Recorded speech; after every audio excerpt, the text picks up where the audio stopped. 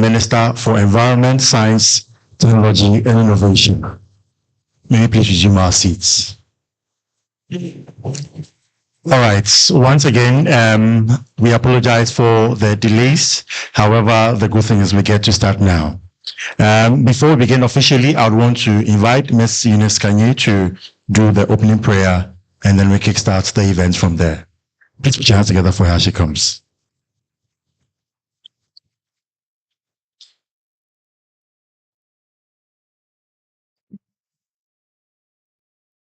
Hi, everyone. Can we please close our eyes? Our Heavenly Father, we thank you so much for this beautiful day you have blessed us with. We pray that as we are about to start the event, please, we commit the program into your hands. Please help us take the program to a successful end. Everything that we need to discuss, Father, we pray that you take control of our discussions. In the name of Jesus, we've prayed with thanksgiving. Amen. All right. Thank you, Eunice. Please put your hands together for her once again. All right. So, good morning once again, colleagues, students, partners, and most importantly, our colleague ECHO ambassadors who are joining us this morning. We also have some online participants, and we also thank them for waiting for us to start. Now, on behalf of the All Africa Students Union, I would want to warmly welcome you to the ECHO Ambassadors Training Workshop, which is the first of this kind, taking place here at the Association of African Universities. For AAU, I like to call them our mothers, in fact, our fathers. It's the amalgamation of all vice chancellors across the continent. So they are the universities, they are our fathers, and we are directly there as their students and sons and daughters.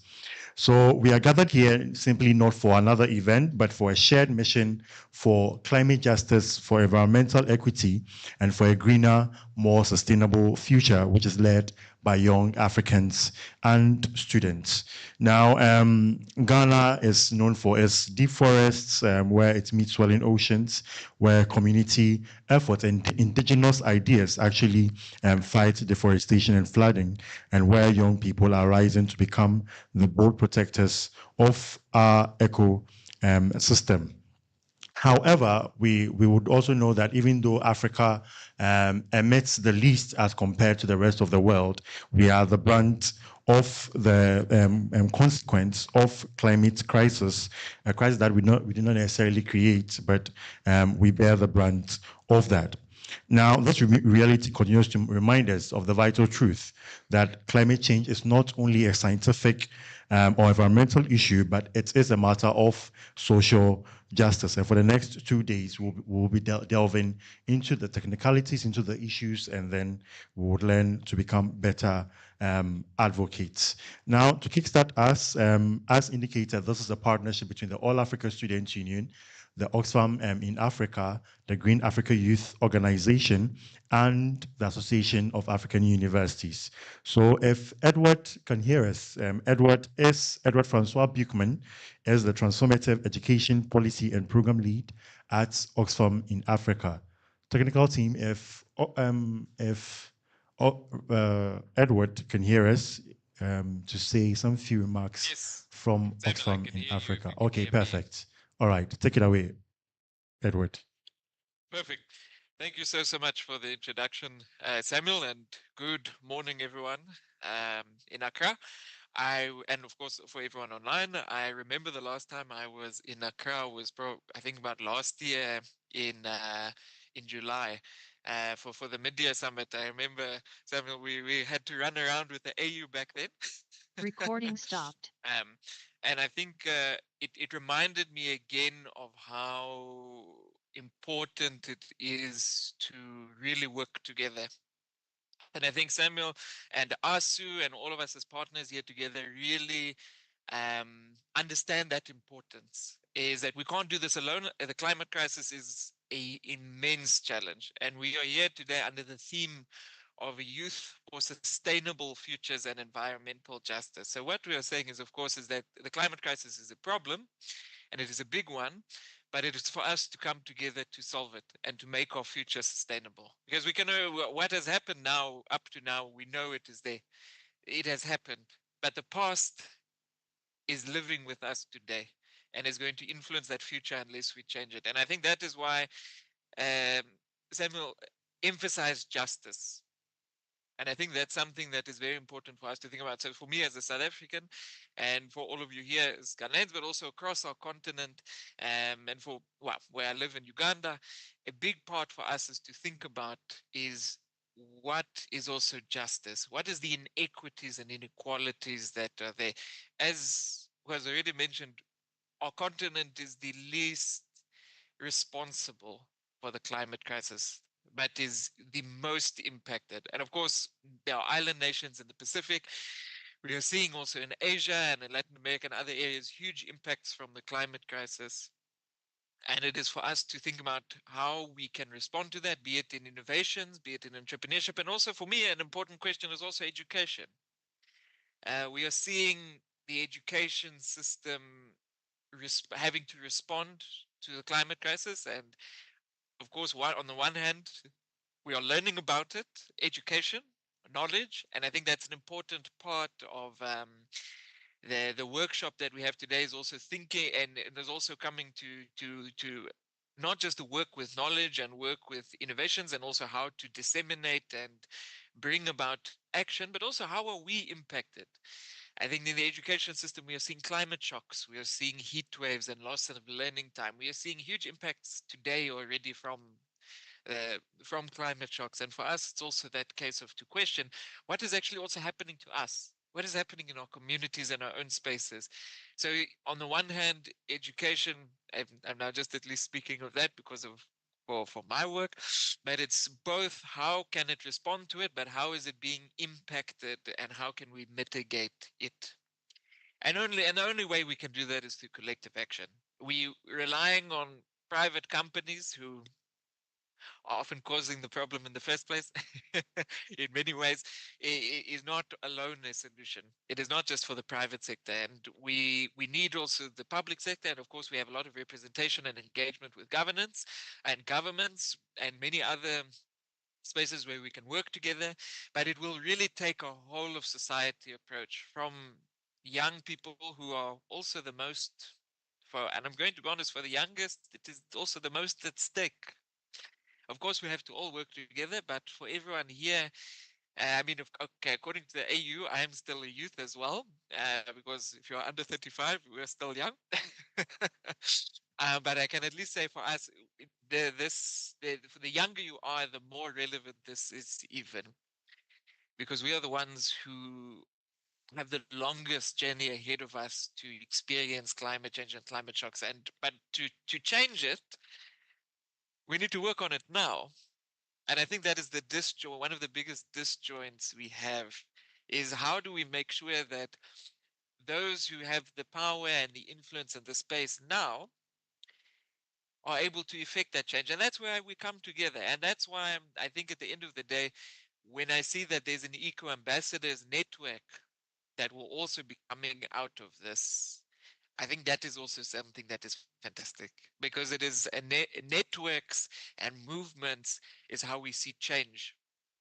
I don't know how many of you saw the um, the ICJ judgment that had just come out on the ruling last week from the International Court of Justice, in that it delivered a landmark advisory opinion. Is that on that it's a legal opinion on that the climate crisis is an existential threat, and that polluting states that fail to prevent climate harm are legally liable, and that they could face legal action for it. And for us as Oxfam, I mean, we supported. We've been part of that movement for a long time, and have also were one of the proponents who were supporting it. But it was done by a group of young people from Vanuatu, from the Pacific Island, who is actually the first country that we might see disappear because of the climate crisis. And I think that is something for us to reflect on as well, is we might see a country already disappearing or not in the far future because of this climate shocks, and it's about what is the ramifications that come from that. But I guess I can say, at least as I wrap up my own time, because I also want to make sure that there's more time to work and more time to engage between all of you. But I can just say it was the Pacific Island Students Group that was supported by NGOs like Oxfam and others who took their governments to court for the ICJ to say that we need to do something about this. And I think that is, for me, I think the key thing. And I mean, yeah, I mean, as Oxfam, we supported it since 2022, but for us, that is not the important thing. It is about young people that were willing to stand up and go all the way to the International Court of Justice to hold countries to account legally. And I think that is something for us as an inspiration, maybe from what the opinion from last week, to go into this, workshop, is what can we do and how can we pull resources together and how can we work together as civil society with governments and also with companies and all entities, but how can we also, when we need to, hold each other to account. So with that, I want to say that I hope you have a fantastic time over these few days. And I hope you have a wonderful way forward together. Guided by ASU and guided by all of the partners. I could see a very nice list of fantastic people who I've also run into in my time while I've been floating around. So I'm very happy to see that you are all in good hands over the next 2 days to work together for this workshop. So with that, let me hand over back to you, Samuel, to lead us into the next phase. Thank you so All right, much. please put your hands together for Edward. Edward, thank you so much for that brief remark. How do we work together? How do we pull resources together? And how do we build capacity to ensure that we are able to address the issues of climate and to also advocate for climate justice? Please put your hands together for him once again. All right, so we'll be moving on, but I just wanted to quickly recognize the facilitators who will be taking us through this week, that is today and tomorrow for the workshop. So I want to first recognize Daniel Oreidu, who is the Programs and Partnership Officer for Green Advocacy Ghana. Please put your hands together for him. He is not new to the All Africa Students Union. And please put your hands together for Nana Minta Asiedu Ampedu Minta, who is the Chief of Staff at the Green Africa Youth Organization. And then we also have Maxwell Beganim, who is a steering committee member for climate change and energy for Ghana Youth Voice, and also the World Bank Youth to Youth community. Thank you so much for making the time. So quickly, we'll move on to the next remark from Nana Minta Asiedu Apedu Minta, who is the Chief of Staff for Green Africa Youth Organization. Right. Thank you very much, Samuel. And I'll try my best to be brief, even though I have a lot of things to say. So the Chief Director, Ministry of Labor, Jobs and Employment, the Secretary General, All African Students Union, Secretary General, Association of African Universities, distinguished guests, governments, official speakers, partners, CSOs, youth groups, media, all protocol duly observed. Again, you're all welcome to the ECHO Ambassadors Training Workshop 2025. Before I dive into this whole thing, when I was sitting there, I was pausing and I asked myself, was I born in the wrong time? Like with respect to the period that I attended senior high school, because I never had opportunity to be in such conferences, even though we were, talking about such things, And the last time I really got, or the first time that I really got to hear about climate change was my first year at the University of Cape Coast. So the Presecans who are here, or the senior high school students who are here, you are very, very privileged to have this opportunity to start very early. And I asked myself, I would have been doing so much if I had these kind of opportunities, and feel yourself or have that kind of thing to feel blessed for these partners bringing all these things to us. So this is something that I always say when I meet young people or I meet at such gathering. I always tell myself, this is not a gathering where we've decided that we are waiting for people to put us in a room. We are here with purpose, where we are actually meeting that kind of preparation for what is ahead of us. So we are not here to learn how to care. That's something I always say. We are not here because we feel like we care, but we are here because we already do. And that's why you are in this room. So, all right. So the mindset of feeling cared or caring, the trainings that you're going to get is more like giving you that kind of clarity, having that kind of strategic mindset, and then powerful actions. So I remember when I started on this path, and not with confidence, right? Level 100, sometimes you get so confused. Lectures, how do I even put it? Dawn quizzes and all that. You don't even have the time to think. So I had this stuff from a mentor that I have never forgotten.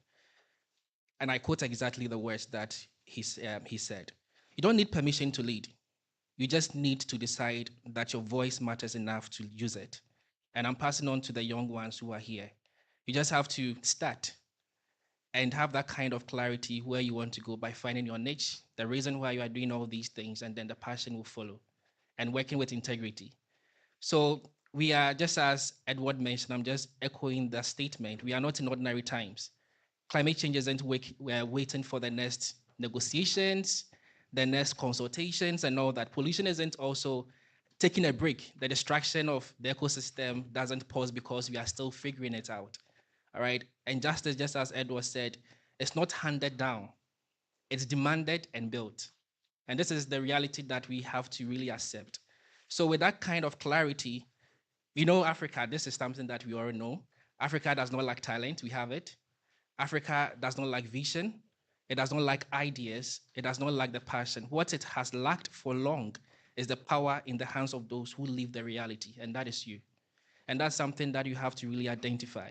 So walking the streets, we breathe in the air and then taking up the weight that are at stake. You don't just care about the environment, just as I said. You are the environment, you are the soil, the weather, the air you breathe, and all that. So we are all building the spaces. We are not sitting back. So you have to be part of it, just as the former president said in his acceptance speech.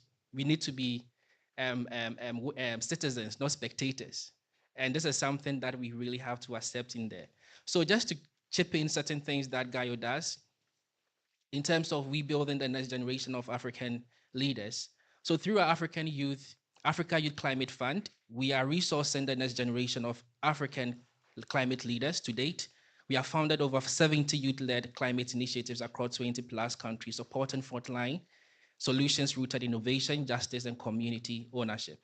And we're advancing that innovation and entrepreneurship through Africa Climate Innovation Challenge, which is the ACIC, which we have directly supported over 45 climate innovators with seed funding, coaching, marketing, exposure, and all that.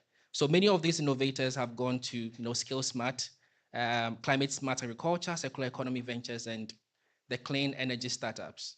And within the academia, which we have the universities, we started this initiative with University of Cape Coast, and we are hoping that next year we scale it up to be a Pan-African initiative, which is the Climate Research Fund for African students. With that, we have currently awarded 9 undergraduate and postgraduate students to produce locally led relevant climate research that informs policy and practices. The truth is, this is data, which is really stated there. With Climate Smart Research Fund, that actually comes at the end every year, only 0.76 actually comes to the Global South. And we always see that Africans do not lead research. We are always having maybe someone from the Global North coming in to lead, and then we are rather supporting that. And when you go online to search for climate-related research, how did you find them about Ghana? And if you do not have that kind of research, how do you position yourself to build that kind of resilient and built environment for your nation? And this is something that we are really focusing on. So with that, aside that, we are also strengthening climate movements through our regranting portfolio, channeling flexible funding to grassroots youth organization, community campaigns, and networks, and ensuring that climate justice, equity, and all that are really incorporated in what we do. Another thing is we are building or bridging the workforce gap through our energy and just transition portfolio, which has trained over 200 young professionals in training programs, mentorship, and project. And with this aspect, this is something that I said when I was on one panel. I'm always blunt when I get the microphone. I just want to maintain it. When we talk about just transition. We know Africa, we are calling up for just transition. But the workforce to enable us to transition is not really there. So we have every government bringing in new buses, and then at the end of the day, we find them at the bushes or wherever we can find them. And that was the last 2 days I was speaking to someone. I don't know if it is true, but I'm just saying if it's wrong, I stand to be corrected. That the buses that we have, because we don't have the techniques or we don't have the workforce to operate them, and then some of the spare parts, when one gets spoiled, the other is taken to repair the other, and then we just leave the other out there. So this is high time that we have to really focus on building the next force, the workforce, to building people to really bridge the workforce gap that we are lacking. All right, because if you are transitioning to get into the clean energy stuff, what is the reality in there? Because we are going to electric vehicles and we need high techniques, all right, to really push us through there. So if we are embracing the just transition and we are not really having that kind of workforce, what are we really talking about? So this is something that we have to reposition. I always say the stuff that we learn at universities really must really, it has to align with wherever that we are going, so that we don't really. This is something that I said. I think when I was enjoying news, maybe a lecturer who learned a course and is now a lecturer, right? Did that maybe for 10 or 20 years ago. And then that same model or that same course line that lecturer is using to teach currently. Recording in All right. progress. These are things that we really have to focus on. If we are transitioning, then we have to focus on that kind of alignment. Otherwise, we'll just be in cycle. I always ask, are we really stuck in a loop if we are not really, getting to where we are? So I'll just cut brief on what Gaio does so that I can just end my remarks. So with the institutional level, our Gaio Eco Club network spans across 38 academic institutions, equipping over 10,500 students in African countries, with the skills, leadership training, and connection to pursue careers in climate sustainability. So this is something that we are doing to have that kind of incubators with academic institutions and then training institutions. And one thing that we are doing, which I'll end with that, we are also shaping the future of climate diplomacy through the Africa Youth Negotiators Fellowship, which its application ended last two days, training over 120 young negotiators across Africa. These fellows are now actively engaging in UNFCCC's and negotiations and all that. We always hear that I want to go to COP, but you're not really ready to know the processes that really comes with that. And it's really stressful, but you have to really understand that you need to know certain things before you enter the room. So if you are calling for you to really enter the room, what are we doing for them to be there? Are you just going there to have the token of participation, or you are entering to have a token of involvement? So if we are calling the youth, we want to be in the room, then we have to do what we need to do to put them there. So with that, I know for sure this is something that Gaio is doing, but I know for sure other organizations are doing it across the continent. And some of you will definitely lead movements. Others will mentor communities. Some of you will change governments, laws, and other things will change. Mindset, the theory of change that we've always asked for. But all of you, every single person in this room has a role in making sure this momentum leaves this room and meets the world. Because when the last word is said in this room, what happens? The real work is living here and then doing what you have learned. And the stuff about climate change is you don't need to wait for 20 years before you use them. Right now, we are demanded to use them. And that's something that you have to start now. So let me tell you something again that a mentor said. She's actually my sister, Professor Efua Mante at the University of Manitoba. And she mentioned advocacy is only a fraction of your work. Your main work is capacity development or building. Advocacy takes time, and you need the critical masses to change policies. So focus on empowering the young people, and they will become the critical masses that make the change inevitable. And I'm passing that compass to you. Let's just speak truth. Let's build capacity. Let's train.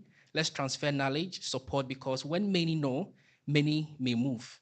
And when many move, change cannot be ignored. And so on. This is not just about the future, as I said, it is now. Neither are we waiting up, no, nor observing. We are already stepping in with urgency, clarity, and then purpose. So you are here because something inside you said, I want more. I want to do better. And I'm willing to work for it. So let's work, let's question, let's connect. Let's live here not just transformed or informed, all right? Let's really have that kind of mindset to do what we need to do as individuals who have made time to be in here. And finally, to all partners, sponsors, facilitators, and organizers in the space and beyond, thank you for putting this up. And thank you for investing in this generation. not just with resources, but with the belief and trust. Thank you for standing up for the youth, not as beneficiaries, but as partners, leaders, and builders of the Africa that we deserve. So let's not see this as highlights of something, but as a journey for us to bring the impact that we need at home. Thank you very much for attention, and let's have a very, very good time. Please do it better for Nana Minta. Thank you, Nana. I think that Nana mentions three important things. He talks about the need for research, he talks about youth leadership, and he talks about capacity building, for which we'll be here today and tomorrow. Please put your hands together for him again. All right, so we'll quickly move on to the next. And I'm very excited to introduce to you this person. He's a professor of food science and technology at the Federal University of Agriculture, Abeokuta, Nigeria, from where he is currently on sabbatical leave to the Association of African Universities. He was the vice chancellor of the university from May 2012 to May 2017.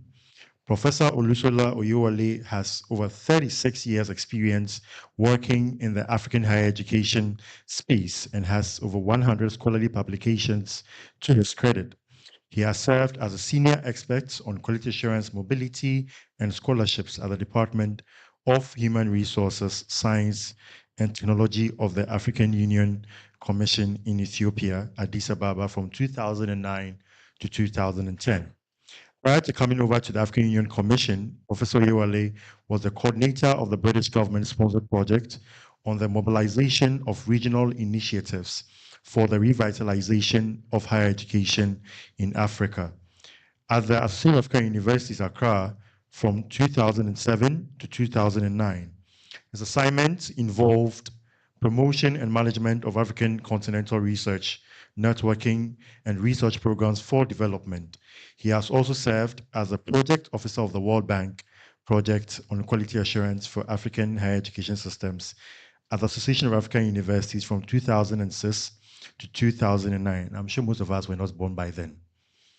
Prof. Olusola has worked in national, regional, and continental organizations and has experience in coordinating multinational research and development programs. He has track records and experience in international and intergovernmental relations, advocacy, and lobbying for research and research funding. Prof has developed interests in the development of higher education in Africa. His areas of focus include quality assurance, leadership and management in African higher education systems, research systems. At the AU, Prof. Oyewale was charged with the coordination of the Mwalimu Nyerere scheme, which programs include the African Quality Rating Mechanism, the AQRM, the Mwalimu Nyerere Scholarship Program, and then the Africa EU ACP Mobility Scheme. He is currently a member of the advisory group of the OECD Program on Innovation, Higher Education, and Research for Development, and the Tuning Africa Quality Assurance Program. He is currently a subcluster coordinator of the AU Commission Continental Education Strategy for Africa on research and graduate studies. I know for sure that quite a number of things have been left out in this very brief introduction. Ladies and gentlemen, please help me welcome our hosts and the Secretary General of the Association of African Universities, Prof. Olusola Oyewale, as he gives us a brief remark.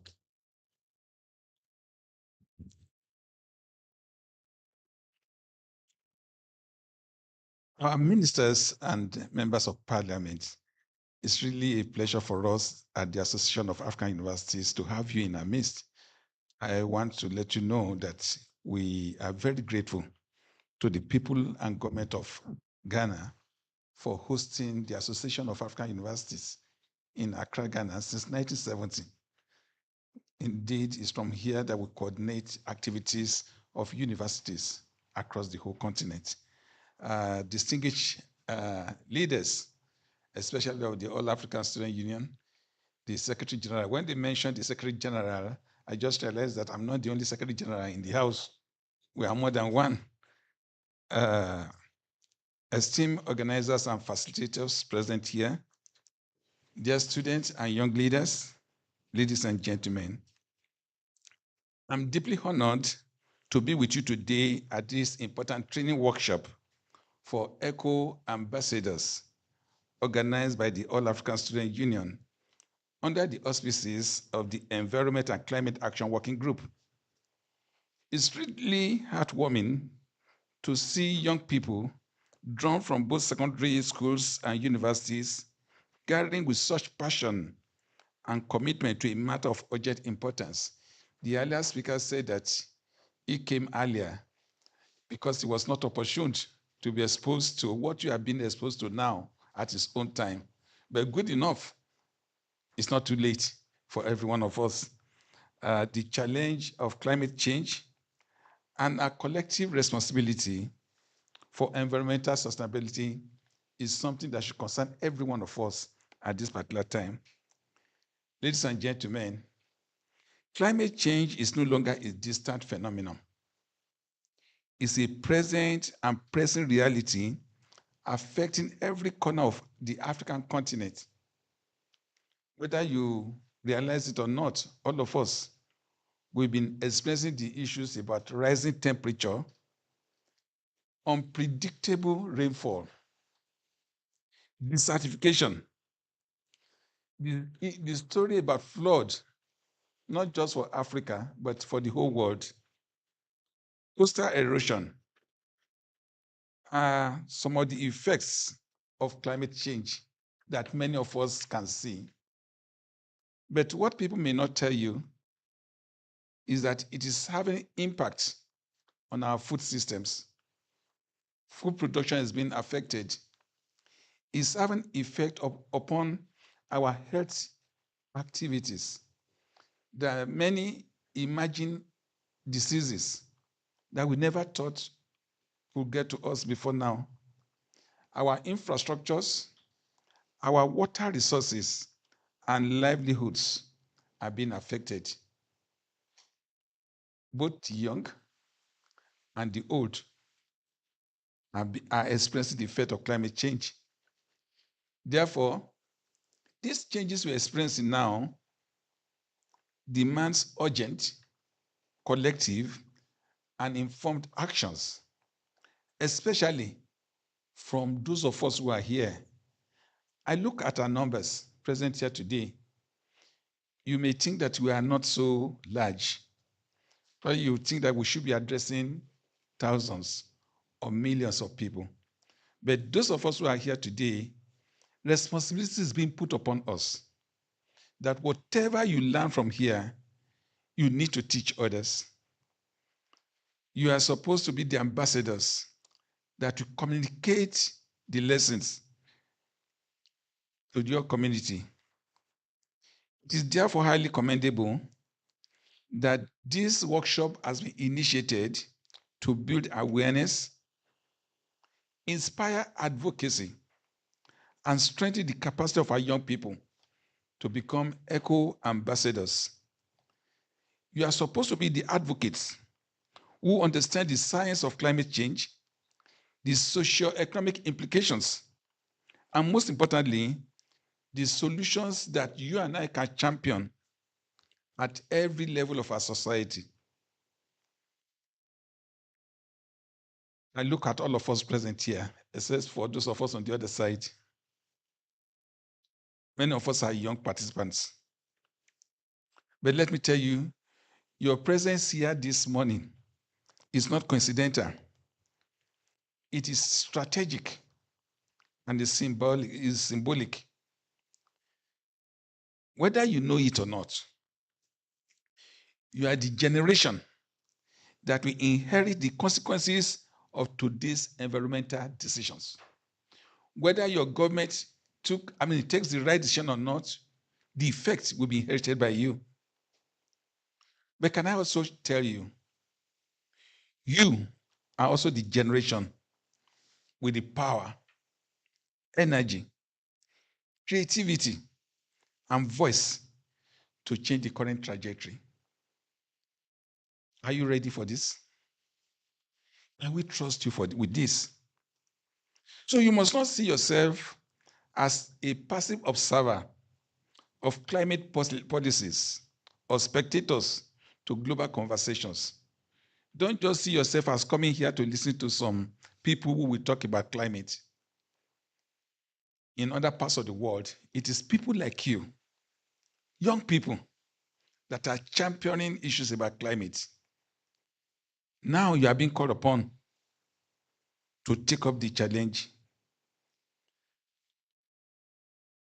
One important need we need in Africa now, and I say Ghana, is that we need the unique African voice, the voice of our young people. Our youths must be at the forefront of shaping this voice. As ECHO ambassadors, you have more mandates to do than to protest. That's what people know of our young people before now. But I'm glad that the trajectory is changing.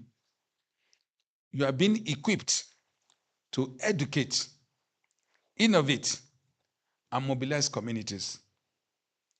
You are being empowered to be the bridge between science and society, between policy and action, between vision and results. Your role is not just to react to problems, but to propose and promote solutions. Really, we are lucky in Ghana here that we can have 2 ministers and members of parliament to be gathered with us and to identify with us. I'm glad I discussed with one of the ministers before now. He was also one of the executive of the All African Student Union. And I want to thank you, sir, for your continued commitment to that cause with which you started. In this role, I know that governments have important roles to play. And I believe that our government representative presence here, they are committed. Our universities have important roles to play. But permit me to digress a little. If you can speak to your professors. I've been a professor for 24 years now, and I've been teaching for almost over 40 years. I think we need to speak to our professors. The curriculum that we inherited from our colonial masters are no longer relevant for this time. The original intention of universities many years ago was to produce civil servants. But now, young people, there's no space in the civil service again. The orientation has changed. There are new qualities, skills, and competencies demanded of you and I in our own age. So our universities must change, review our curricula regularly. And I hope they can review the curricula to equip our young people to address the issues of climate change. Our universities also need to do research. I know that most of the research funds come from outside Africa, but things need to change. And I believe that our ministers present here, they are doing something about it. And I want to congratulate the government of Ghana for setting up a research grant body in Ghana, where people can apply to with their good proposals and get supported to do research work. Today, really, the issue about you in the secondary school. Do you see that responsibility that you need to lead the campaign for a change? In closing my brief remark, I want to urge all of us to open our hearts and minds. Let us ask questions. The days where you cannot challenge your professors, the days are over. You can challenge them and ask them, why is this so? We should also challenge our people, why should we do this? People talk about instructions about the climate issue. Africa is not the major contributor to the climate effects, but we are the major receiver of the effect of the climate change. And the North is asking Africa to take some actions. Some of the actions may be painful. Some people will lose their jobs. Some industries, our form of energy, traditional energy sources may need to be changed. So we need to ask ourselves questions. You and I, young people, need to understand. I believe that this is the beginning of a movement of African Eco Ambassadors, a network of young leaders that will be united with a vision for a greener, healthier, and more just Africa. I will not tell you that the work ahead is easy, but it's a noble one. I like the Bible. It says, let no one despise your youth. So let nobody tell you that you are too young. You are not too small to raise your voice. You are not too small to make an impact. You are not too young to make an impact. The future belongs to those of us who prepare for it. And this workshop is one of the preparation. We use seize this moment. Thank you very much. Please do it better. Please do it better for Prof. Oyewole. You could see the passion of which he spoke about young people and leaving us with one last quote that let no one despise your youth. Thank you so much, Prof, for those amazing words. And I also take these away that it's important that we, as young Africans, we let our voices be unique and be heard. We need to educate and to mobilize. We need to also bridge the gap between science and society. Please do it better again for Prof. Oyewole. And in fact, if you did not know, he is our host for this year's Eco Ambassadors Training Workshop. Thank you so much, Prof. All right, so I'm sure whilst the speeches were going on, you saw a very fantastic man walk in. Name is, hello? His name is Honorable Dr. Abdul Rashid Hassan Pelpo. He's a member of parliament and he's the minister at the Ministry of Labor, Jobs and Employment. Please put your hands together for him. And just so you know, he made an 18-hour trip to be with us and to share words of knowledge with us and to encourage us onto environmental justice and sustainability futures. Please put your hands together again for Honorable. We'll be hearing from him shortly. But then before we hear from Honorable, we would first receive the first keynote speech from Honorable Dr. Ibrahim Murtala Mohammed, who is the Minister for Environment, Science, Technology and Innovation. He's also a former Secretary General of the All Africa Students Union. He's Honorable doesn't want me to introduce, but please put your hands together for Honorable Dr. Ibrahim Murtala Mohammed, sir. Thank you very much. I prefer Comrade Ibrahim Murtala Mohammed. Prof, in fact, the two professors, my senior brother and also a colleague minister of state, the Secretary General of the All Africa Students Union, colleague students, ladies and gentlemen. My presence here is indeed an honor and at the same time a source of overwhelming pleasure. It is so because, as Prof said, that young people have indeed seen the need to take the battle in their own hands. And I could not have been happier as a minister responsible to work together with other stakeholders in finding solutions to some of the challenges that are confronting us. You would realize that I look a bit exhausted.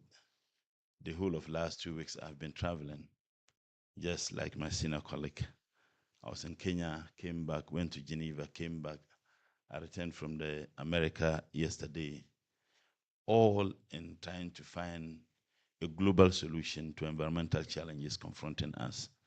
I had to attend the United Nations Conference on Sustainable Development. Sustainable development ought to entail a lot of things, but the focus in recent times have been environmental sustainability issues, how we can stem the tide. But before I get into what I am supposed to say today, I would want to just remind my brother Nana, I guess, the earlier speaker, we have enormous research outputs that are available, researches that border on climate issues. The only challenge we have is that many people aren't aware of those enormous research outputs out there. when I took over as the Minister for Environment, what I started, to do was to engage the various agencies under my ministry. And almost all the agencies under the Ministry of Environment, Science and Tech, their core mandate and functions are to research and innovate. So I visited these institutions and I was flabbergasted the enormity of research output done by these research institutions. And then unfortunately, those outputs are left in the shelves to gather dust. So what I intend to do, and I have the 100% support of His Excellency the President, and Prof, we are organizing the first Environment, Science and Technology Forum, where we will create a platform for research institutions, academia, and players of the industries to be brought together so that they can be exposed to the research outputs that are already existing. It will also be an opportunity for them to challenge research institutions to conduct researches that are tailored to what they are doing.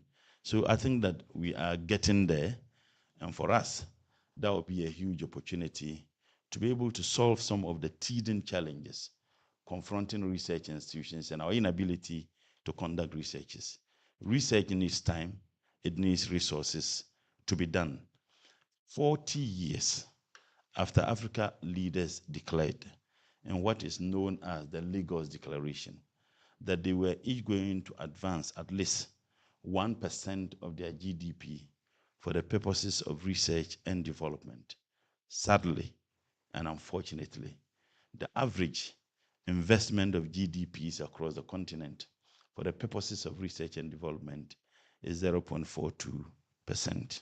So certainly, if you're doing this, there's no way. And sometimes I can understand the challenges confronting African leaders and why we are not able to invest that. And I will be the first person to admit, and I know my senior brother, Honorable Dr. Rashid Palpio, would admit, democracy is also part of the challenge. When a politician wins elections today, you start thinking and planning for the next elections. Now, we have what we describe as competing policy decisions to make. When you spend in research, proper research, some can take more than 2 years, 3 years. In fact, some more than 10 years in the field that, Prof is, in the area of agriculture and the natural sciences. Certain researches can take more than 10 years to be able to get the results. So the competing challenges we have in terms of policy decisions as policymakers and politicians is, do I need to spend the little resources conducting researches, which is good for the country, but which results will come in the future? Or I should spend the little resources in taking care of the basic needs of my people: water, accommodation, health, education. So African leaders are challenged. They have these competing policy decisions to make. So because of that, they will think that, look, it is important to focus on the basic needs of the people so that you can win the next elections. And therefore, policymakers at any point in time are not that interested in investing in research and development. So what we are thinking of doing to be able to find a panacea to the lack of resources, which hinders the ability of research institutions to conduct researches, is to empower the research institutions financially. And that is why we think that creating this platform is one way of giving them financial independence. Because when you create the platform and the private sector takes advantage of their research output, they are not just going to take it for nothing. There will be some money paid or some commercial gains as a result of the researches. And I'll give you a classical example. I guess everybody sitting here has at least eaten fufu in your lifetime. And I guess everybody sitting here is well aware that you need to pound it. There's so much energy that is needed to get the fufu prepared. But I guess everybody is also aware that there is now an easy way of getting fufu, and that is what? Knit fufu. Knit fufu was the creation of CSR, Council for Scientific and Industrial Research.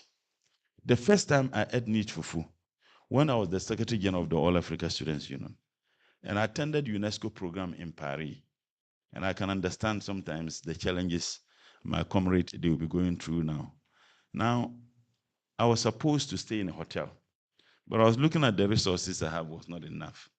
So I spoke with a friend who had his sister in Paris, and so my sister can accommodate you. So I got to Paris, and I was actually taken from the airport by my friend's sister. So I stayed with them for at least a week. The first night, I was served with fufu. So I was asking myself, I didn't hear any pounding of fufu. And you know the way some of them live is just a very small space. I didn't hear any pounding of fufu. How could I be served fufu in Oyibo land, in Paris? So the question was that maybe perhaps they bought the fufu somewhere. And I presume that maybe there is a Ghanaian restaurant because the impression, the expectation of me as an ordinary person from Ghana was that I should hear fufu being pounded before fufu is served. So I didn't have the courage to ask them because I was a pitcher. So the next day, I wasn't served fufu. The third day, I was served fufu again. That day, I said, no, I have to find out how this fufu. So I asked her, Madam, where did you buy the fufu? She said, no, we didn't. She brought in the neat fufu. This neat fufu, which was a creation of a research institution, CSR, was virtually stolen by a private businessman in Ghana. And he's making millions. The sad aspects of it now is that they have engaged a Chinese company to be producing the neat fufu in China, being distributed here. Because we don't have legal regulations, patency, the right of the discovery for research institutions. So this platform we are creating is one to give, in fact, and His Excellency the President announced just barely a week or 2 weeks ago that I should start working on ensuring we have the legal regime, patency right for research institutions. So that research institutions, when they discover, conduct research and innovate something, they would have the authority to own them. So because of that, a private business person is making millions out of neat fufu at the expense of CSRI. CSRI, if indeed there was some protection, they would have been making money and they wouldn't need to depend on the meager resources from the Ministry of Environment or government to be able to do some of the things they are doing. So the platform we are creating is to create an opportunity for them to be financially independent and also to work on the legal regimes where they can have some protection and right over their intellectual property. And again, also it's an opportunity for them to challenge research institutions to conduct researches that are tailored to what they are doing. Contentment is something that is known to all of us. And the popular saying that in the village of the blind man, the one-eyed man is the king. In this country, any entrepreneur, as long as he's making money, he's contented with it. Maybe perhaps if indeed much investment was done into research, you will come out with innovative way of doing it better and doing it more. So we think that such platforms, they will challenge the private sector, or private sector will challenge the research institutions to conduct researches that are tailored to what they are doing. Another one, Prof, has to do with Pozzolano cement. Pozzolano cement was a creation of CSR. Unfortunately, we are not using it. Government is the biggest buyer or consumer. We are also working on getting the policy initiative where state institutions would have to buy such cements that are produced in this country. Pozzolano cement was indeed, the research was done and it was invented as a cement that is conducive to our climate. And I think that these are some of the things we are looking at. So, distinguished organizers of the All Africa Students Union, and I stand here with some profound sense of nostalgia, having been with the All Africa Students Union, first as a Deputy Secretary General for 2 years and subsequently as a Secretary General. This is the first time I have been invited to participate in any activity of the All Africa Students Union. And I left office in 2008. And I must express my disappointment because I felt that we needed to. When I was the Secretary General, I engaged. No, this is the second time. Yes, second time I'm participating. The first one, it wasn't All Africa Students Union that invited me. That is why I said it's a second time. You're a partner. This is I think that we need to be looking at this rich experience. And I remember when I was the Secretary General of the All Africa Students Union, I used to look for previous Secretary Generals and engage them. Institutional memory is important. When you were introducing Prof, I was asking myself, when will I get there? Because apart from the academic achievement, the depth of experience, that having been engaged in academia for over 40 years, I think that most of you here were not born. I was born, but I was a little boy then. It is an honor to join you today at the opening of this vital ECHO Ambassador Training Workshop. This initiative speaks not only to the challenges of our time, but also to the tremendous promises of your generation as young people. I want to begin by expressing my sincere appreciation to the All Africa Students Union for this invitation and your long-standing commitment to youth empowerment. I was having a discussion with Prof, and I said I was very fortunate when I became the Secretary General. Gaddafi was then the president of Libya, and I used to globetrot the world, free expenses, because Libya had an airline which was known as Afrikia. So I used to travel anywhere I wanted to travel. There was already a ticket available for me. Of course, it wasn't business class. And I created opportunity for other African leaders to participate in international programs free, because we had Gaddafi. So Gaddafi was not just the beast the world or the Western world wanted us to believe. For decades, ASU has been a force for advocacy, transformation, and this workshop is another critical step in mobilizing young minds for environment justice and sustainable future. Africa is, after all, the world's youngest continent, with a median age of only about 19% years and 70% of Africans under 30 years. That represents an immense reservoir of energy and creativity. Any society that fails to tap into innovation of its youth will be left behind. And I don't think that we want to be left behind.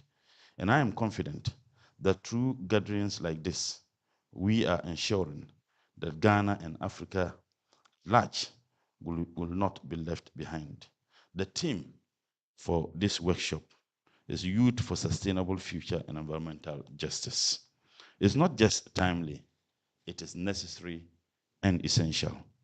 It recognizes that the solution to our ecological and climate challenges depend on empowering those who have the most significant stake in the future of our world.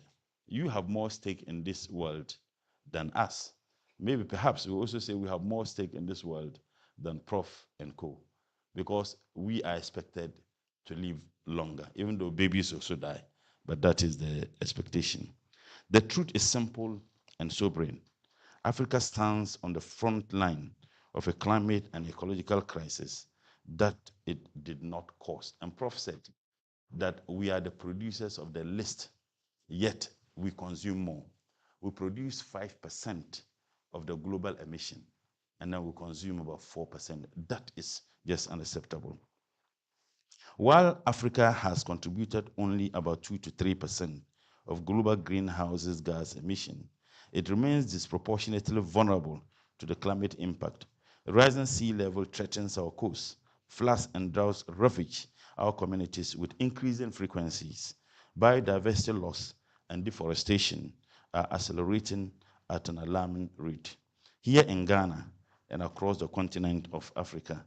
And it is important, Prof, this changes in real time.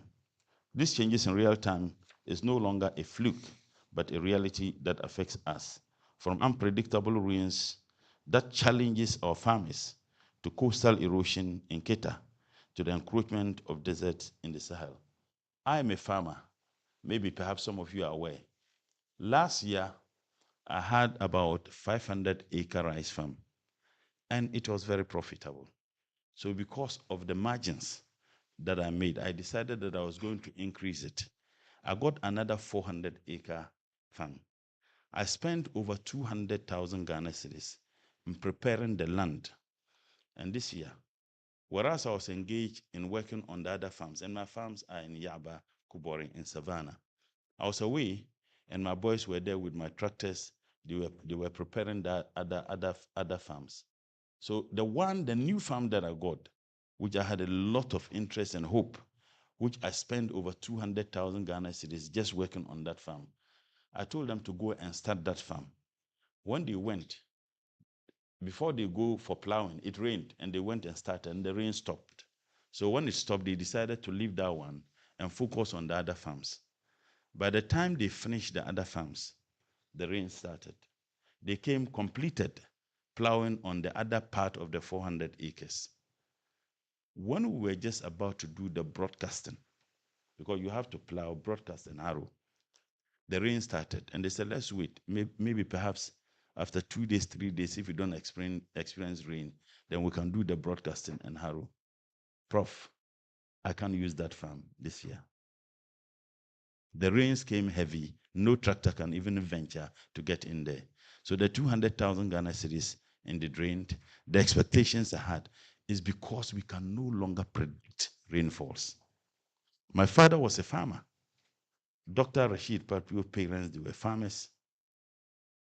They didn't need any extension officer to tell them that we would experience heavy rains or we may not experience. They could predict because the climate challenges were not as they are today. You can no longer predict, even with science, even with the agri extension officers that we have in these modern times. I couldn't predict that that particular farm, I won't be able to do that because once the rain starts, they won't stop. 200,000 Ghana cedis gone because I'm not able to use the farmland. In fact, apart from the 200,000 to prepare the land, the fuel I use in the tractors for the plowing and the labor gone. So that is the challenges. Though our inability to predict has consequences. Maybe perhaps I am blessed, I am fortunate to have the means. How about those who do not have the means? How about those who engage in just 5 acres to be able to produce subsistence level to take care of the family? It means that this year is gone. So climate issues are not issues that we should joke with. And therefore, the youth, especially, are not just witnesses to this transformation. You are inheritors of their consequences. Climate change and environmental degradation pose risk to your education, your health, and your economic prospects. But there is, but here is the empowering reality. You are also the most critical force for reversing this trajectory. Young people across Africa are proven that you will not sit idle by the you not sit idle by and inherit a broken planet. Instead, you are mobilizing, innovating, and demanding change. That is why this workshop is very, very important. Under the theme Youth for Sustainable Future and Environmental Justice, it's not just timely, it is critical to our collective future. Ladies and gentlemen, young people are not waiting for change. You are already driving it. And fora such as this is just a testimony of why we can conclusively say that you are now the drivers of the change that we are looking at. Across the continent, youth-led movement and initiatives are making a tangible impact. In Ghana, we see it in the rise of youth-led plastic waste recycling ventures and the voices of students demanding bolder climate policies. We see it in tech-savvy innovators and developing apps, drones technologies to monitor illegal mining in our forests and promote clean energy use in our communities. We see it in the vibrant advocacy of organizations like the Ghana Youth Environment Movement, which are redefining climate resilience at the community level. You are turning anxiety into action and making a difference. Galamsey is a major challenge that confronts all of us. Galamsey started as an environmental challenge. Prof, it has gone beyond an environmental challenge. There are security implications, diplomatic nuances into it, and a whole lot of issues. I saw a video, and I guess most of you or many of you would have seen that video, where a gentleman sold his cocoa farm. And as they were cutting down the cocoa farms for Galamsey, he did video and says that I couldn't pay my children's school fees. And I've been a cocoa farmer for several years. But I can now pay my children's school fees because I have sold my cocoa farm to someone to engage in Galamsey. Such a person needs help. The question is, you may have the money to pay the children's school fees, but you are destroying the future of the children. And that is the challenge. Now you have other foreign nationals who are engaged in it. As a matter of fact, 9 forest areas were completely taken over by armed, wielding foreign nationals. So it became a national security concern. There's cross-border terrorism. Terrorists need a fuel, engage in their activities. And one of the surest ways across the continent of Africa or the globe, where terrorists find an easy fuel is where there are huge deposits of minerals. When I did international relations at Lesias, my thesis was actually on conflicts in the sub-region. And I was shocked. The causes of the conflicts in Liberia and Sierra Leone, they all have links with regards to resources, particularly natural resources.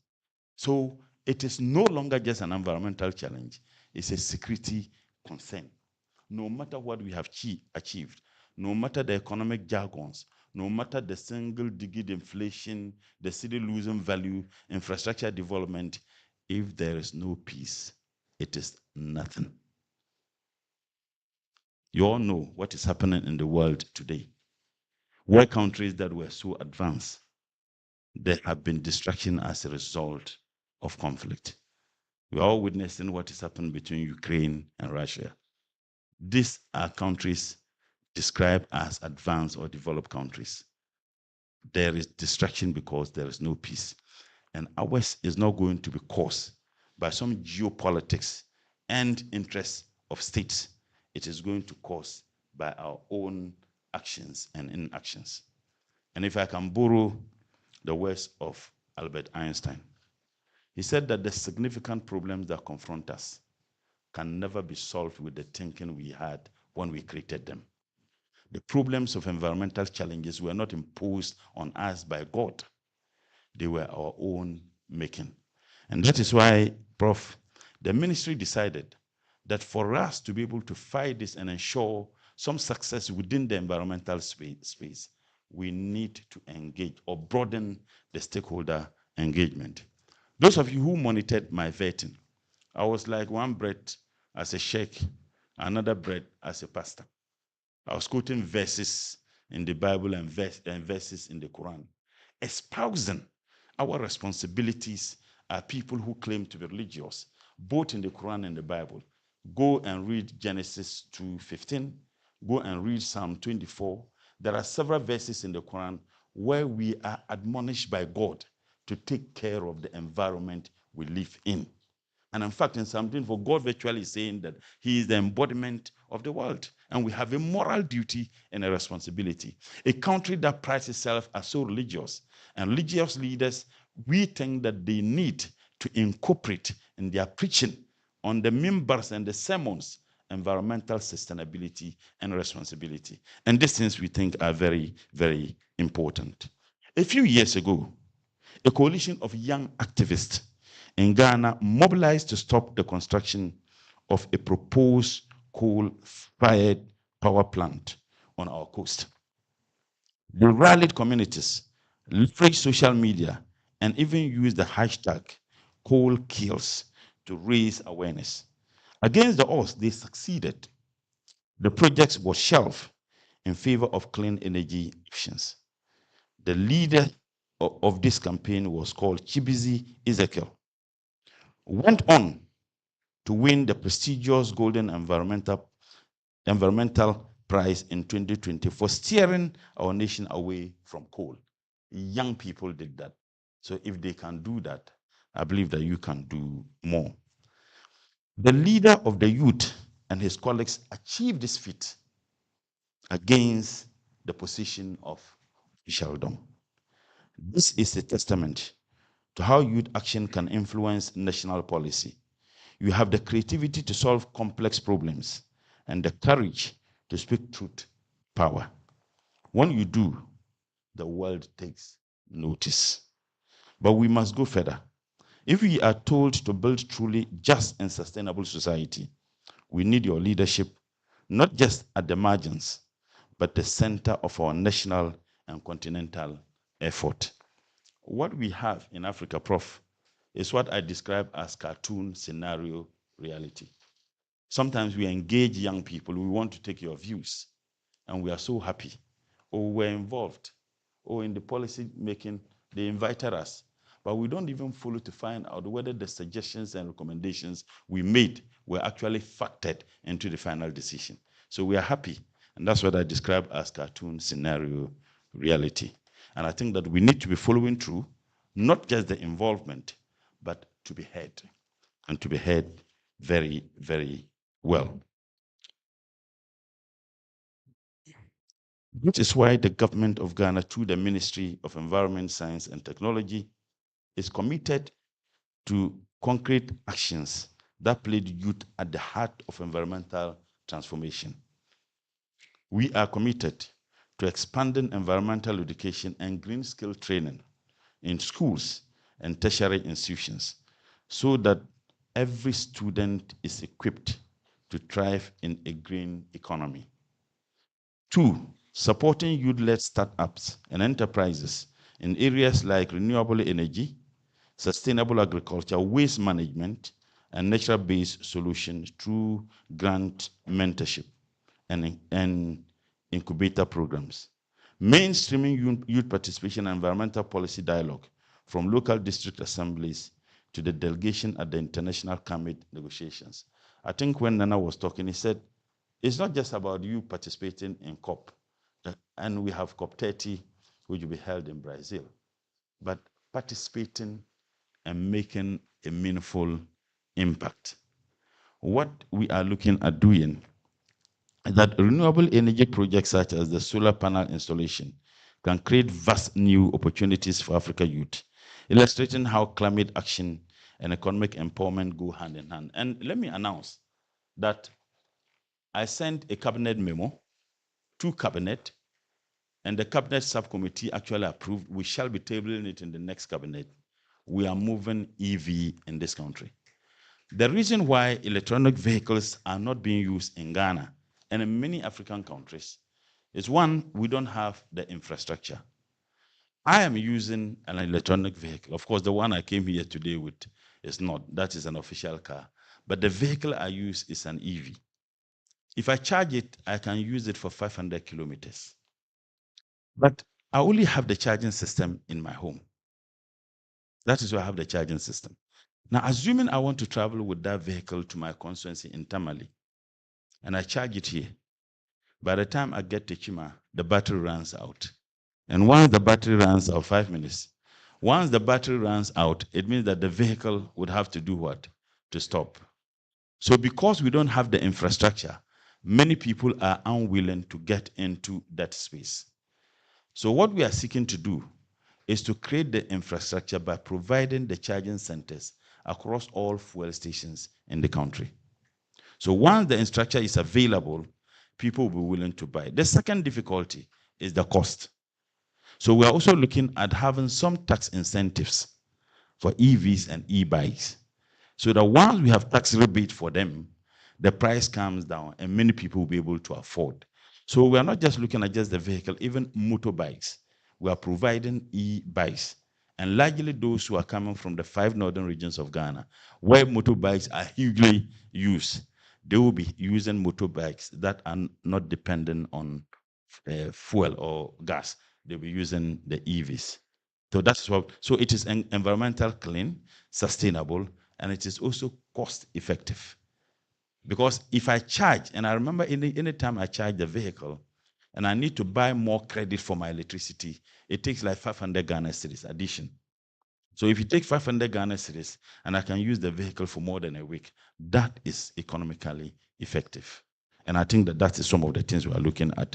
The other issues that the ministry is dealing is planting of trees. And you would know that His Excellency the President has in the NDC's manifesto, and even in the State of the Nation's address, Tree for Life. What we are doing at the ministry is to take it a step further, every child per tree. And the reason why we are doing the tree planting, children are very, very competitive. So if a child is in class 2 and you plant a tree in the name of that child, by the time the child gets to class 6, that tree would have been 4 years. If you're an SHS 1 and you plant a tree, nurture the tree, you will be having some incentives for those who are able to nurture and protect their trees. By the time you get to SHS 3, the tree would have been about 3 years. And that is what we are looking at, because children are very competitive. So I urge all of you, we are looking at planting 30 million trees this year. And in fact, we started some of the plantation. What we are doing is that we're also looking at homegrown solutions. We are not importing the seedlings in a way. CSR is developing the seedlings for the purposes of the tree planting. So I would just conclude, Prof, colleagues, all Africa students, college students, that I am particularly, honored that you've invited me to participate in this. It is my duty and a responsibility. I am paid every month by the government of Ghana through your taxes.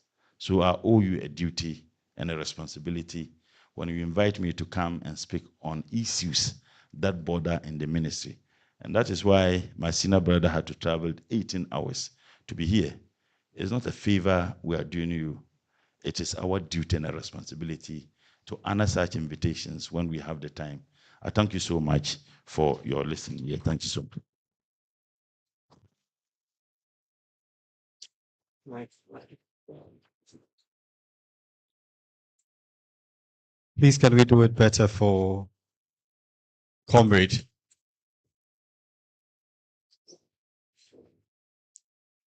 One thing stands out in all that he has said. He's still a youth at heart, and he's a student. He's a student of his ministry. He's not somebody who has been put there to rubber stamp things without knowing what is actually happening there. I've had the opportunity to interact with him on several occasions on different fronts. You see the energy he spoke with over here? We met at the scrapyard. We met at the scrapyard in Agboblushi. And when addressing the scrap dealers, it was the same energy. He didn't speak English there. He went down to their local language. That is what we expect of our state leaders and people who have been given the mandate to represent us and steer the country in the right directions in the various sectors they've been given. Can we please give him another round of applause? Thank you, sir. We are blessed to also have with us Honorable Dr. Abdul Rashid Hassan Purple. He is the Minister of State for Labor, Jobs, and Employment. It's a very critical ministry, especially for us youth in this country. I'm happy with the various innovations that are coming in to ensure that we are more entrepreneurial mindset as youth, and also upgraded in the areas of AI and technology, digital skills to compete effectively globally. Honorable is a distinguished Ghanaian politician, academic, and development expert, currently serving as the Minister of Labor, Jobs, and Employment. He's a committed public servant. He has represented and still represents the WA Central in Ghana's parliament since 2005, under the ticket of the National Democratic Congress. Dr. Purple holds a strong academic background in psychology, international relations, development policy. His educational journey includes a diploma and bachelor's degree in psychology from the University of Cape Coast, a master's degree in international relations from LESIAD. He also has a PhD in development policy from the University of Ghana. He also has served decades in public administration and policy development in various impactful roles, including the Deputy National Coordinator, Finance and Administration, and Director at the National Youth Council. He also served as the Development Consultant at the Institute of Policy Alternatives. His ministerial appointments demonstrate his versatility and leadership in governance and socio-economic transformation.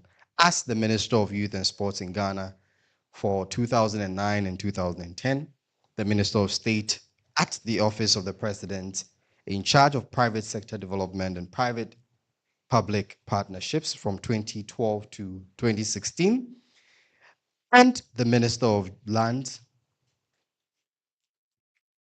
the Minister of Labor, Jobs and Employment from February 2025 till date. In parliamentary leadership, he has played a lot of roles, including the Deputy Majority Leader. He's the Chairman of the Population and Development Caucus in Parliament, and he's the leader of Parliamentarians for Global Action Ghana chapter. In terms of regional and international engagement, Dr. Purple also contributes to international development through legislative diplomacy. He is currently the president of the Africa Parliamentarians Forum on Population and Development, where he advocates for population health, youth empowerment, gender equity across Africa. He is widely respected for his intellect, integrity, and passion for inclusive development, youth empowerment, and employment creation. I first met him at COP. It was a very surprising experience with him. We were going to have a quick session, and we had to put together speakers for the session. Then Prof just said, go and talk to Honorable Rashid. We went to him, and within 5 minutes, he was like, okay, what time? Where? Ghana Pavilion. Okay. And he was there. No script, nothing. He delivered. Ladies and gentlemen, let's welcome Honorable Dr. Paul.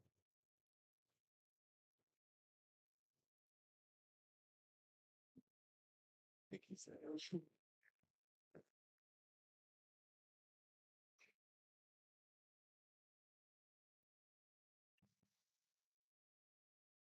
Good morning, everybody here. After Comrade Dr. Ibrahim Murtala Mohammed spoken, I thought that would have been it. I could just walk out and say, we have delivered. He's a great guy. I have always said that he could have been as equally successful as an academic as much as he's a politician. Prof and my colleague, Minister for Environment, Science and Technology, and the fellow students and ladies and gentlemen here, I'm happy to be part of this very important function. It's a great pleasure and an honor to be in your company and to deliver the keynote address this morning.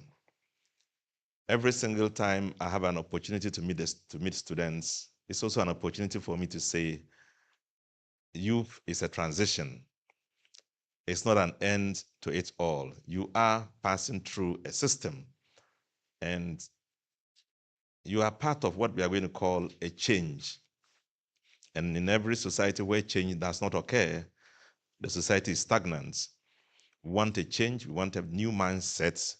We want, as His Excellency John Mahama has said, we want a new type of Ghanaian, a mindset change. So we don't have an opportunity to have a leader who would not understand what he's doing. I've always said that it's a pain for us to have people study abroad. You've gone to see the neat streets, you've seen the order, regulations. You need to see every change that has occurred manifesting in the society you have been. And in the end, you come back to Ghana, they ask you to lead.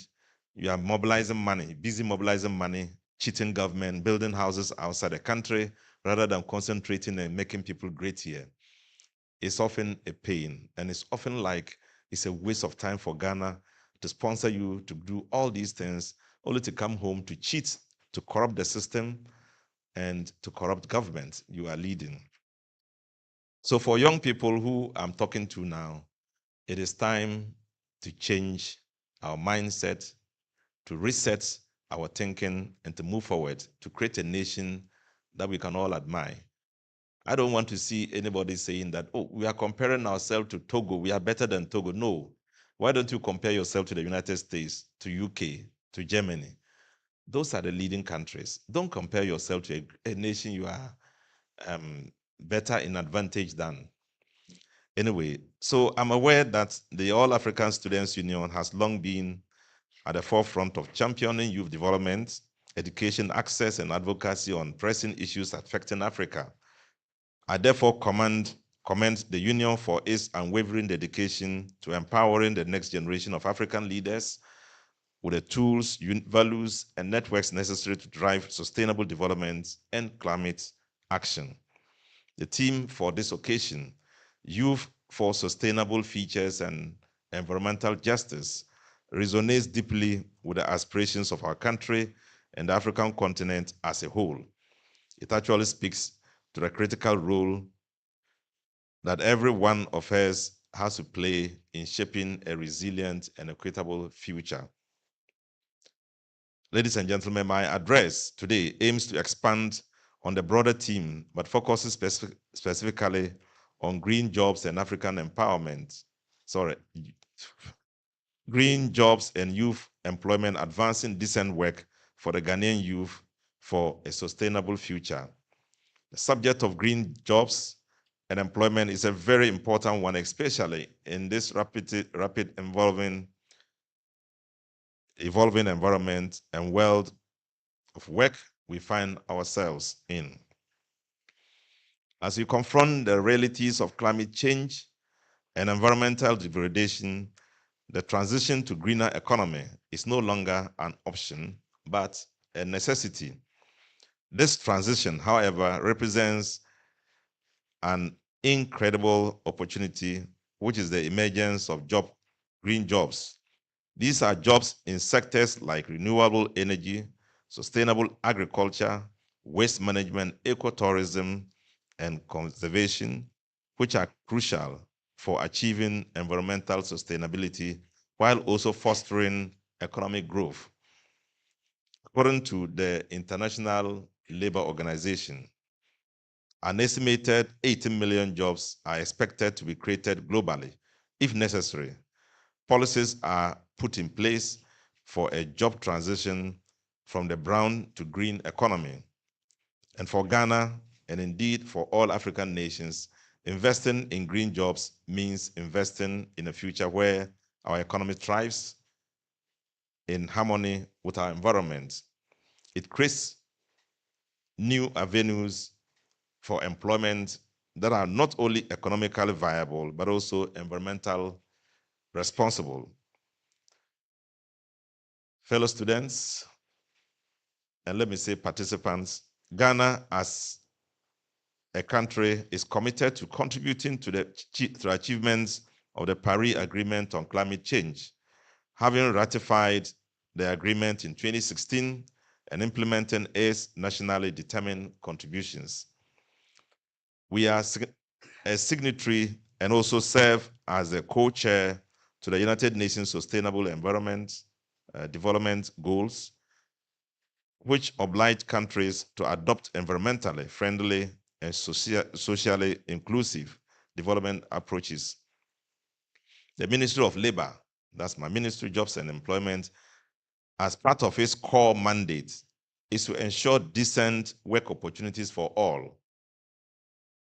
Decent work means productive work that drives fair income, security, social protection, development prospects, and equal opportunity. We are committed to fostering policies that will enable the Ghanaian youth to actively participate in and benefit from the opportunities presented by the green transition, ensuring that as we create these new environmental friendly rules,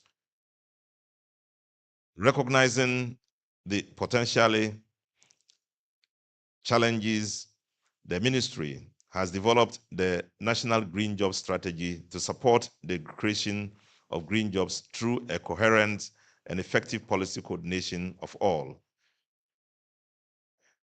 the sectoral approaches to ensure the transition in Ghana to a green economy does not negatively impact workers' livelihoods, and that the labor force is adequately prepared to seize the enormous decent job creation potentially in this economy. So the strategy is built in 4 key related components. Number 1, the Green Jobs Coordination Capacity Development, which is designed to strengthen the institutional structures to effectively coordinate and promote green jobs initiatives across public and private sectors. Number 2, the green skills development, particularly for the youth, women, and persons with disabilities, to enable them take advantage of the existing and emerging green job potentials. And the third one is the green enterprise development components to strengthen support systems for green enterprises through businesses, development services like training, startups, incubation, and market facilitations. And the fourth one is lastly to the green enterprise financing, which is designed to mobilize and facilitate access to sustainable and affordable funding for green enterprises through intersectoral approaches and cooperation. Ghana continues to face significant environmental challenges, including land degradation, unsustainable agricultural practice, rapid deforestation from logging and charcoal production, illegal mining leading to soil and water contamination, and poor waste management practices. All these things are summarized in what the Minister for Environment just discussed, using practical examples of himself investing in land, and because of the unpredictable economic, agricultural practices and difficulty in predicting the weather conditions, things went bad for his investment. So it is crucial that in thinking about the environment, we think about life itself, we think about ourselves, we think about the future you are going to inherit, and we all are living in now. So therefore, as participants of this important workshop, you present the vanguard of this sustainable future, the AASU's commitment to equipping you with the tools, values, and networks to promote sustainable development and climate action is highly commendable. Your dedication to acquiring knowledge in environmental change and sustainable development will be instrumental in harnessing the potential of job creation for Ghana and for the entire continent. And what is particular about this issue is the new change occurring. If people were selling diesel and petrol and making a living, and they were in that number of people, and you can now find only one person producing a battery, it shows that you need to change your focus and your commitment to the education and the curriculum you are developing, like Prof mentioned. It shows that we need to be much more particular about the changes occurring, train ourselves to ride on those changes, and to be able to continue being in jobs. Otherwise, you will still go to specialize in petroleum industry, petroleum technology, and come out to find no jobs because things have changed to, like the minister has said, the use of environmental friendly vehicles. So you are the youth for sustainable futures and environmental justice. And your actions will echo for generations. My ministry stands ready to support initiatives that bridge the gap between education, skills development, and the burgeoning new economy. We rely on strong institutional and intersectoral collaboration with all stakeholders, including MDAs and MMDAs, private sector, development partners, for effective coordination, implementation of this strategy. Ladies and gentlemen, as I conclude, I would like to encourage you to make this workshop be a catalyst for innovation, collaboration, and action. Embrace the knowledge shared, forge strong networks, and carry the torch of environmental justice and sustainable development into your communities. Your efforts will not only contribute to Ghana and Africa's sustainable development journey, but will also inspire countless others. I'm confident that through initiatives like this Eco Ambassadors Training Workshop and through the robust framework of Ghana's National Green Jobs Strategy, we can collectively advance a future where green jobs provide decent work for our youth, ensuring a sustainable and prosperous future for all. And I wish you all a highly productive and inspiring workshop. But before I finally conclude, let me just say something about, you were talking about my qualification. Thank you very much. You gave me a long, he's gone out. It's giving me some space in recognizing me as a politician and as an academic. But you started by talking about holding a diploma in psychology. No, it was a degree, not a diploma. I did also a diploma in economics because at the time at the University of Cape Coast, you would have to do 2 courses, a degree and a diploma, compulsory. So I did the 2. Anyway, so as young people, I have worked with young people all my life as a district youth coordinator, as a regional youth coordinator, as a director of a training institute, and as the national coordinator at the highest level in youth development in Ghana. So I know what is in the young person. And I keep saying that as a young person, you have great opportunities to build yourself. And in building yourself, you need to get involved in leadership positions at the lowest level. And as young people at this age, creating such opportunities, getting to understand the fundamental thing that protects your life in the future is crucial to your future. And I want to appreciate you for this function and everything that goes into it. I know that you are passing through a phase in the life of a man or a woman, and that in doing so, you need to build capacity. If you don't spend your youth building for the future, you spend it in the future regretting for what you did in the past. So I want to wish you the very best, and thank you very much, and God bless you all. Thank you.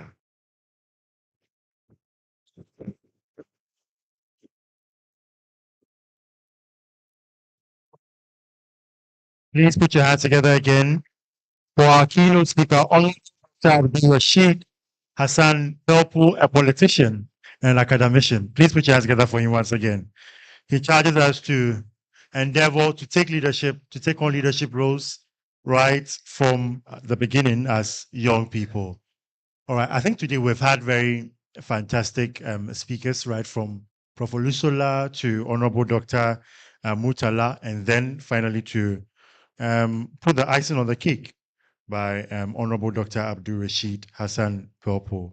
In the next few minutes, they'll be departing from us, but would like to take some few pictures with our resource persons before they leave. But before we do that, just a few housekeeping rules. That there are water dispensers. If you check to the left, there's also one outside and also one behind us. And there are plastic cups all around, or there are paper cups. Paper cups. Paper cups.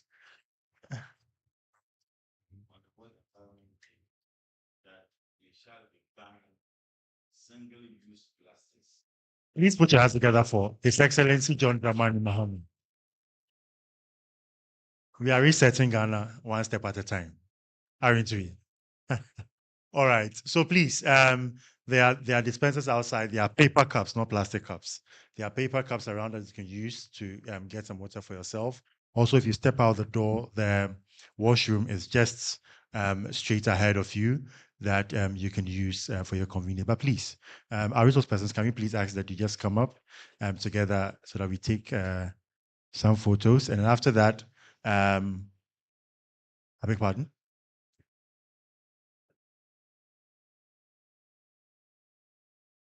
Oh, Nana Minta, please join us. Our rep from Gaio.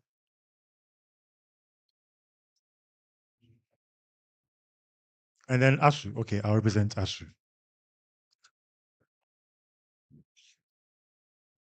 Please put your mic behind.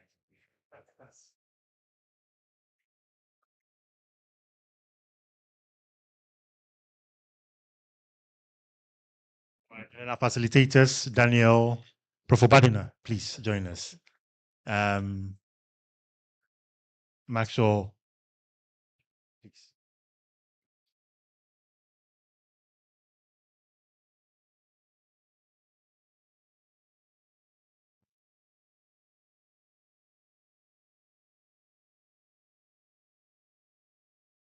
All right, and then please, students, young people, please, everybody should join. No, please wait. Now we'd have to try to move these seats. I don't know how, but please join us. Please come up. Please come up. Everybody, Ella, Thelma, please join us. Everybody. Or perhaps, Prof, you sit down and then we stand behind you. Uh-huh.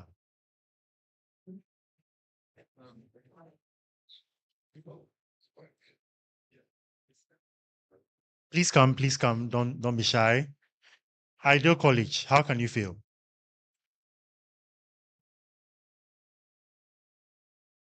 Nana, please sit here. It seems to me Nana is trying to be very humble. Please. All right. Please come all the way. Shortest in front, Maulom.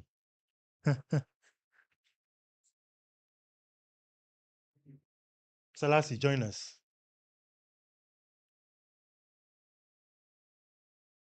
Okay. All right. I also join. And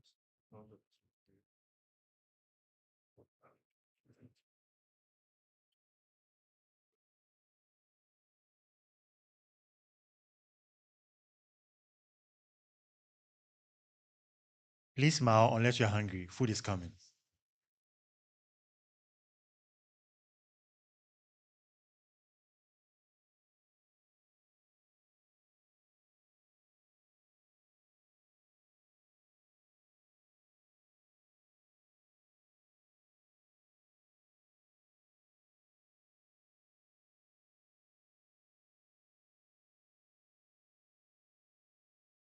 All right. Thank you so much. Thank you so much. Prof, we'll have to hold you for the next 5 minutes again. We have some few citations to give. So, Prof, Honorable Rashid, and Dr. Mutala, Honorable Dr. Mutala.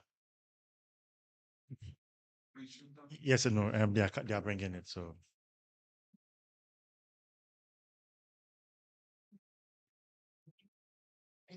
and Gaio, yes. So,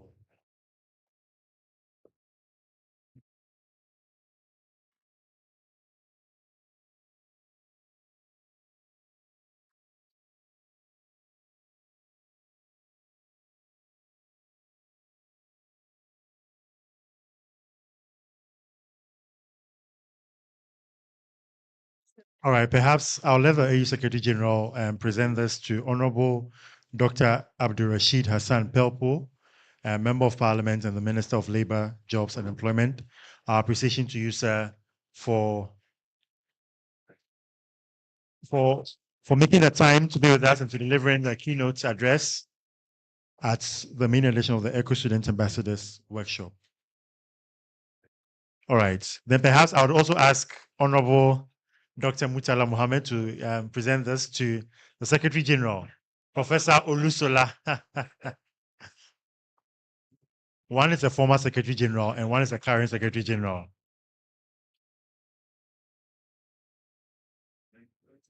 All right. And then I'll also ask SG, if you could please present this to Gaio, represented by Nana Minta.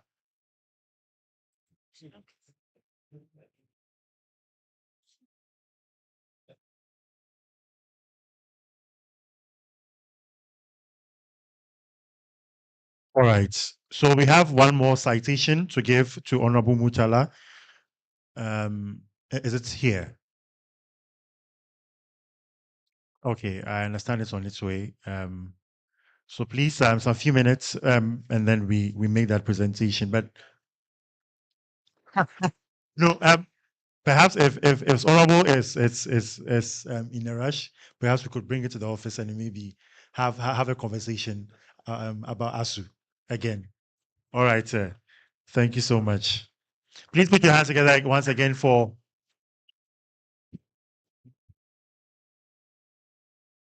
Belinda.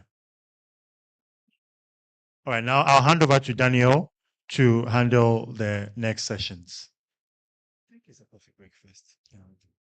Please, I think it's a coffee break. So you could take the opportunity to grab yourself a snack, and then we come in after 10 minutes to continue the session. How about that? All right. Thank you very much. Let's give ourselves that little break.